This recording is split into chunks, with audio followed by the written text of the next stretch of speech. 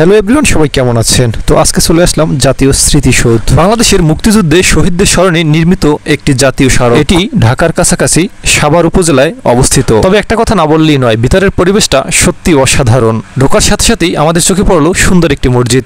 যেহেতু আমাদের জোহরের নামাজটা এখনো পড়া হয়নি, তাই নামাজটি পড়ে নিলাম। এই পাশটাতে দেখলাম একটি উন্মুক্ত মঞ্চ, হয়তো এখানে এসে যে কেউ বক্তৃতা দিতে পারবে, তবে এ বিষয়ে আমি নিশ্চিত না। আমরা হাঁটতে হাঁটতে স্মৃতিসৌধের মূল স্তম্ভের কাছাকাছি চলে আসছি। এখানে দেখলাম ছোট একটি পুকুরের মতো। এখানে অনেক দর্শনার্থী দেখতে পাচ্ছি, যদিও আবহাওয়াটা একটু খারাপ, যে কারণে অনেকে বলতেছে দর্শনার্থী কম। এছাড়া আরো দর্শনার্থী বেশি থাকে। টিভির পর্দায় স্মৃতিসৌধ দেখে যেভাবে আমরা অনুভব করি, বাস্তবে কিন্তু কিছুটা ভিন্ন রয়েছে। এ পাশটাতে আর একটি ছোট্ট পুকুরের মতো, এ পাশটাতে ওটা কিন্তু সম্পূর্ণ নিষেধ রয়েছে। এখানে কিন্তু টেম্পলেটও লেখাও আছে যে পরিবেশ নিষেধ, কিন্তু আমরা বাঙালি, আমরা কোনো কিছুই মানব না।